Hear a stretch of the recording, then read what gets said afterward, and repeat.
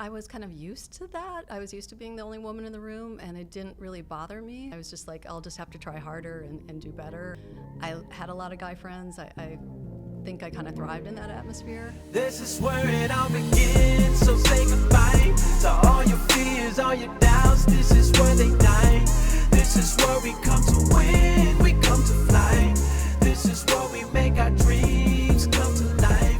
Welcome to Innovation City. Welcome to Innovation City, a podcast featuring the innovators, creators, and disruptors who are fueling innovation in emerging markets across the country. I'm super excited. I'm here with my co-host, Leanne Buchanan. Hey, everybody. And today we have a really special guest, Miss Amy Renshaw. Hey. Welcome. Thanks. Great to be here. Amy, you and I have known each other for a while now, both when we were starting up our respected ventures, and you've grown so much over the past couple years. And so we're going to talk a little bit about CodeArt, because you are the founder of CodeArt, an amazing organization. But I think what we want to start off with is learning a little bit more about you, your background, your why. And so what is your superpower?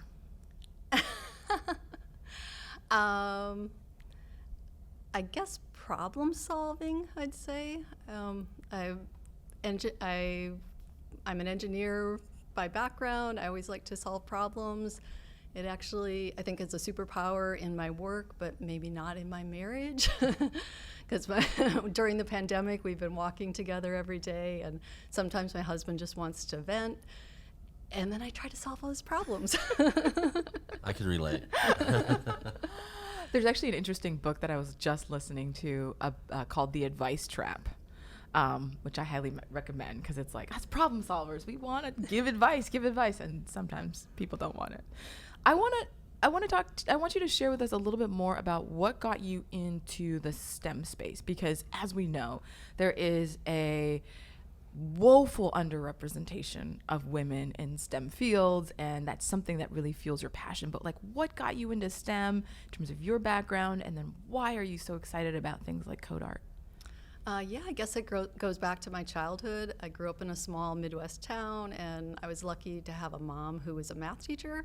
So she really encouraged my love of math and science. And even though I was, there weren't as many girls in the advanced math and science classes I was in, it never felt like it wasn't something a girl should do, because my mom supported me so much. And I went on to major in material science and engineering undergrad. Worked in Silicon Valley for a few years, went back, got my business degree, worked in tech in Boston, and then my husband got a great opportunity in Miami. So we moved to Miami in 1998 when there was like no tech here. And I took care of the kids. We had 2 young children at the time. And then with the MOOCs and stuff, I started to teach myself to code, do classes like that. I'd volunteer at their schools, and I was the one like creating the websites, doing the data analysis. And then around the time my daughter was a senior in high school, Lab Miami opened up. And then I was like, oh, I got to reconnect with my people. Yeah. And so I'm taking up that mantle again for women in STEM. And what are some of the challenges that you've faced just in launching something that didn't exist in this space, in an area that needed it, but there wasn't any resources at the time?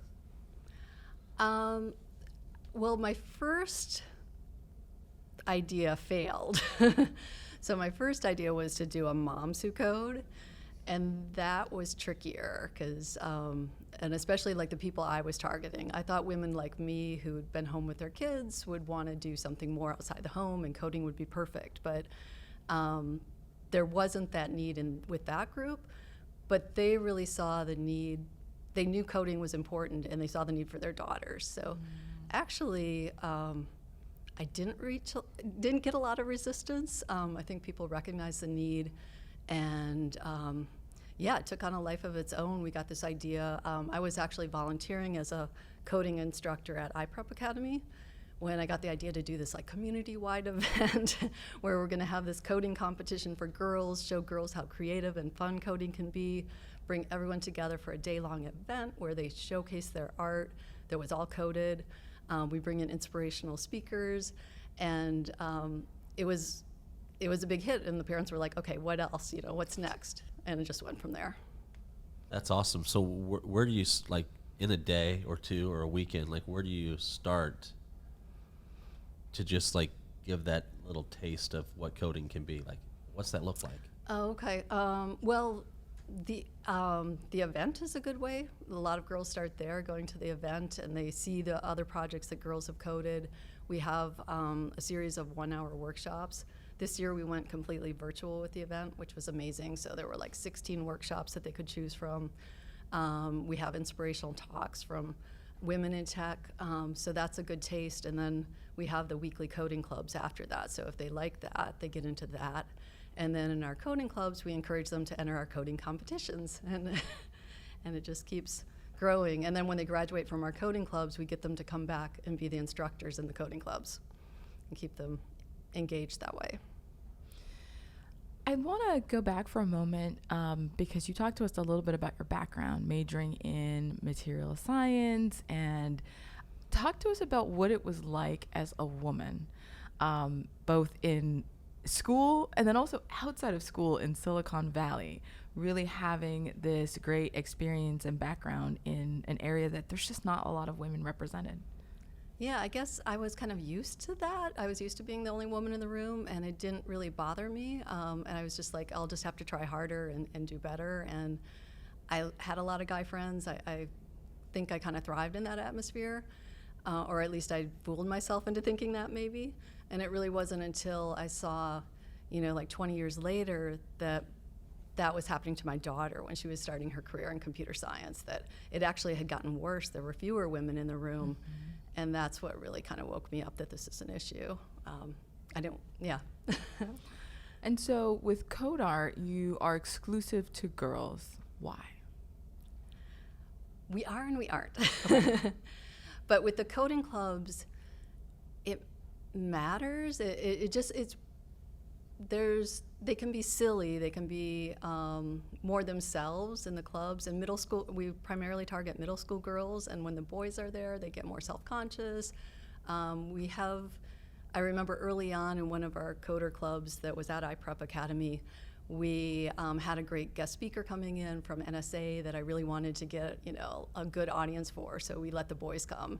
And even though our students were so well prepared with questions, they didn't talk. They let the boys take over. And so it keeps that from happening. But we have started programs now where we're training the teachers to teach Code Art lessons in the public schools.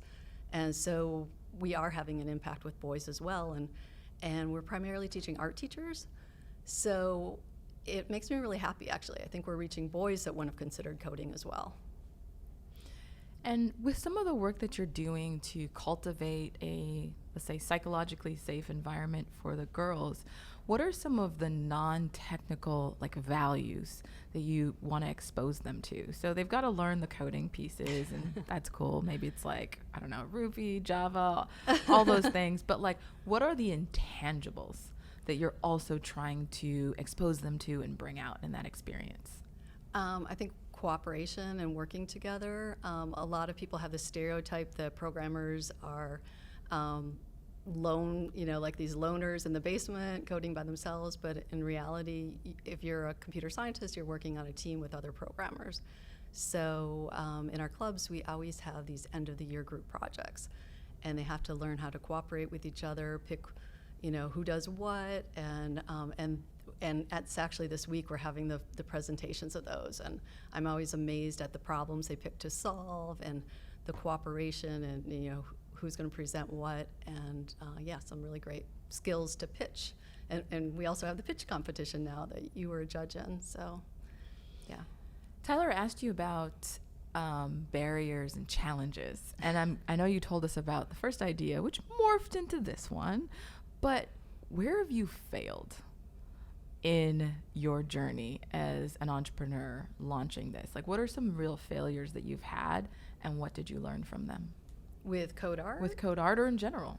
Well, I guess I'd go back to Moms Who Code. I failed with that because I guess I learned that timing is really important, that I probably didn't have the skills yet at that point. I just was like, oh, this is something I'd want, but I didn't have the connections or the resources to really bring it to market. And I learned that your audience isn't always who you picture it's going to be. And I think we've learned that in code art as well, because I really thought the girls were our target audience at first, but it's just as much or more so actually the teachers and the parents, because that's how we get to the girls. And now that we're working with the teachers, they can reach so many more, through them we're reaching so many more girls. I'm sure the curriculum part comes naturally. And you just mentioned like the marketing and promotion and just like development side. What about like the entrepreneurial side, the like administration, working on the business instead of in the business? How has that been for you?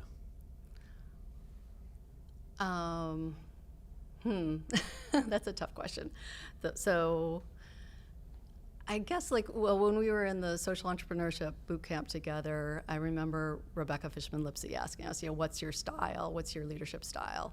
And I think with me, it's grit. And, it's just like, I'm not the most charismatic. I'm not the smartest one in the room, but, I show up and I just keep doing it. So I think maybe that's been, I'm just stubborn, I guess. I'm just going to keep at it.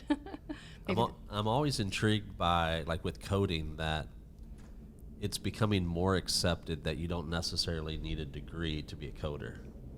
So True. Talk to me about some outcomes that your students, like where are they now?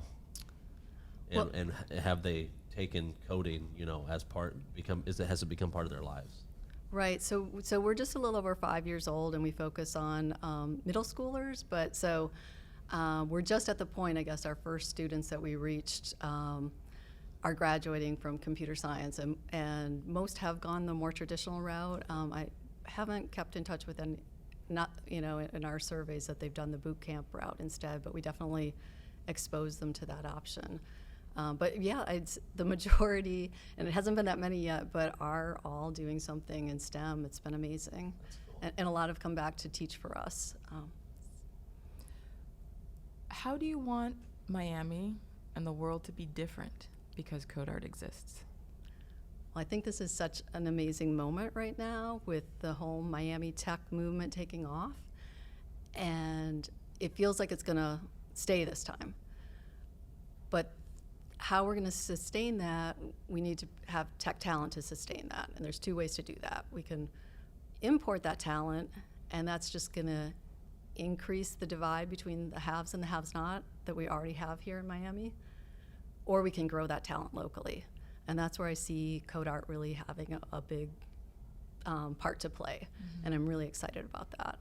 And that won't, instead of growing that divide, that will shrink the divide, because the jobs in tech are high paying, great jobs.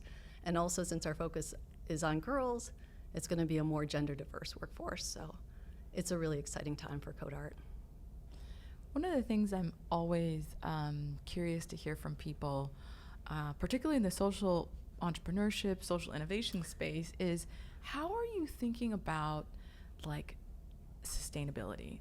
Talk to us about getting to a business model that works, even if you're not there. What was this process like? How hard was it? I just want to understand how you're getting to a place where code art can be around maybe way after you stay involved as a working founder. Well, I've been really lucky about meeting the right people at the right time and getting connected to the right resources. Really early on, the social entrepreneurship boot camp, and I just took part in the Children's Trust capacity building program, and that was amazing. They teamed us up with a coach to work on exactly that, sustainability. So we've started to charge for our classes, but we've also created this kind of membership code art ambassador program to have people support our scholarship fund, because I really kind of resisted charging for our classes for a long time, because I wanted them to be accessible to all girls. But the advice was, well, a lot of these girls can afford it, so and then that can help us reach even more girls. And the same with the professional development. We're starting to we've gotten a good reputation. We've been doing that for almost 3 years now, so people are starting to pay for the teacher training with courses that we're doing. So we're getting there, but yeah, still a lot of grant writing. So other than funding, with the audience, we have a diverse audience, you know, Miami, St. Louis, internationally. What's your one ask? What do you need right now? Money. Besides funding. Besides money. What would that money support?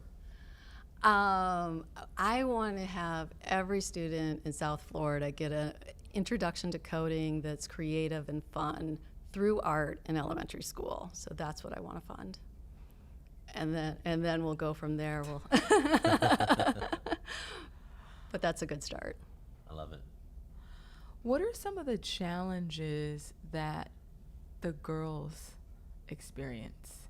Because I imagine, like, I used to be a Girl Scout, and I also did, like, every activity under the sun, and I did drama and all these groups where you build these real relationships, these clubs, and you have a club-based model. So, like, what are some of the challenges that they express to you that maybe go beyond the typical focus on coding and computer science? What are some of the other areas where they are having challenges? Well, definitely this year during the pandemic, a lot of challenges. And so everything was virtual, but we just told our instructors, you know, the first 5 minutes of class, it's just kind of like, how are you arriving today? Where are you at? And we always have like group bonding activities, and we've adapted those to virtual. So I think in those ways. Excellent. Anytime I talk to a developer, somebody that has knowledge of computer programming, I always, this is one of those out there questions, but I'm always just curious, like, will there become a point, in your opinion, where like the coders have coded themselves out of a job because it becomes like machine coding, right? Any thoughts on that? Yeah, we're getting closer to that. You know, there's like companies like 8base that it's like you don't have to code anymore. Yeah. But I think still being able to understand how it all works is very important, the critical thinking behind it. And I further to Tyler's question, as we think about what's next, what are the new areas, you know, some of the competencies that are becoming more important in this day and age are things like data and analytics. I know when I judged the competition, I had some great questions around one candidate that really built her own assessment tool, for example, right? So data analytics, you know, how you understand the inputs and the outputs around machine learning, some of these algorithmic issues, algorithmic bias. Talk to us about how you may be exploring enhancing your curriculum, or how you may actually have curriculum that addresses some of these 21st century skill sets. Yeah, that's a big part of our curriculum with the teachers. We're educating the teachers about these different biases and what they can do to avoid it. And we're also introducing more AI lessons into our curriculum. And I just wrote a grant, one of our biggest grants ever. I hope we get it, but the title was, Let's Put the Art into Artificial Intelligence. Ooh, There you go. I love that. it. That's great. So really looking at how you are not only training and exposing, but you're doing it for what is relevant today, as well as what might be relevant tomorrow, as far as we can see. I'm curious about something, just because I'm totally into crypto right now, and I've been thinking a lot about blockchain. And it occurred to me that, you know, crypto is kind of this area that nobody really understands until you read the books and take time to understand it. But essentially, there's these great principles that are about democratization, about anonymity, about eliminating some of the biggest failures that exist in our financial system and other systems. And it occurred to me, why are kids not learning about blockchain? Like, is that not something that we ought to be exposing them to, these ideas of, you know, what is the blockchain? How does it work? How might we apply it to fun circumstances? So this is more of like a curiosity, but are you thinking about blockchain for future curriculum? Is that something you're hearing kids take an interest in? Well, I'm laughing because a few years back we had a guest speaker about blockchain, and a girl actually went home and started mining Bitcoin, and the mom was very upset with us because their electric bill went way up. But yes, we kind of, to bridge the gap, like our coder programs end in 8th grade.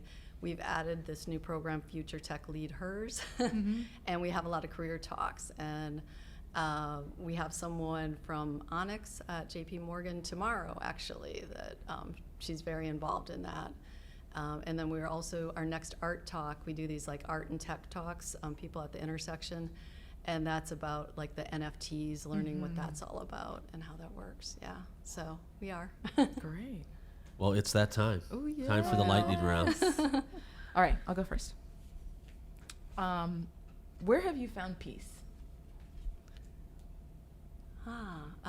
In my backyard. It's very peaceful. I love being in nature. Awesome. Yeah, that's this last year. The Yeah, backyard especially has been the I've- haven, right? In my hammock. What was your childhood dream? Oh, wow. My childhood dream. That's a tough one. I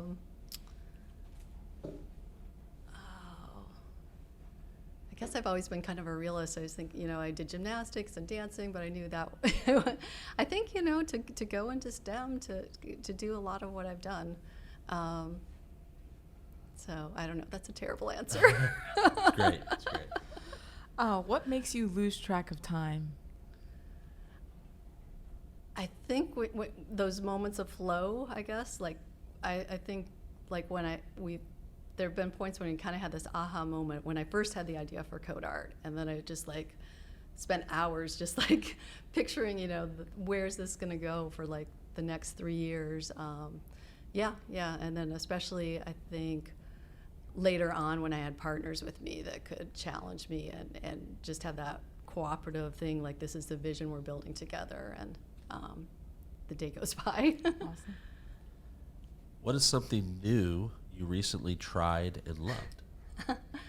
I haven't done as much as I'd hoped during the pandemic, but I just tried Filipino food for the first time, and I really liked it. Awesome. What is a defining moment in your life, and how did it impact you?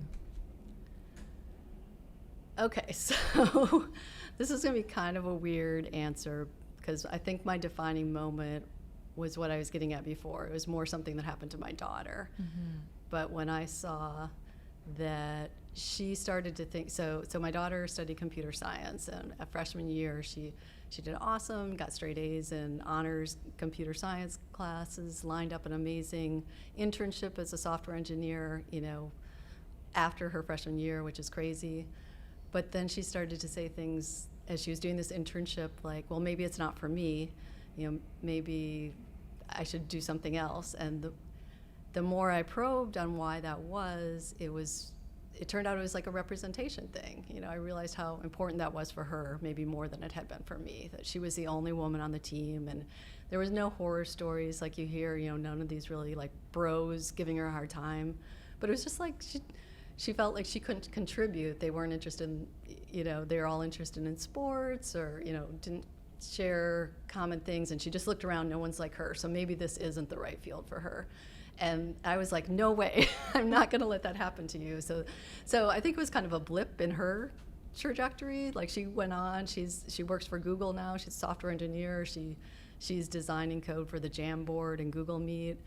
But it really stuck with me, is like, no, that's, I'm not going to have these opportunities go away from my daughter, and if that's happening to her, what about all these other girls that could really benefit from this? And they're deciding, like, no, not to try it. And I wanted to change that.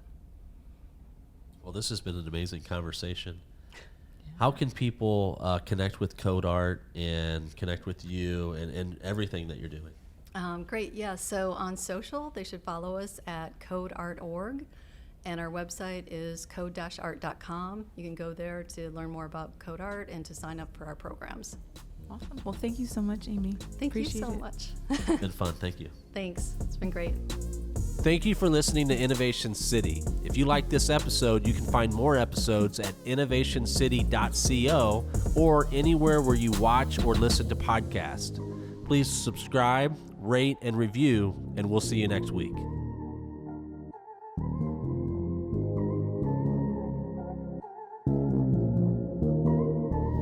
This is where it all begins, so say goodbye to all your fears, all your doubts. This is where they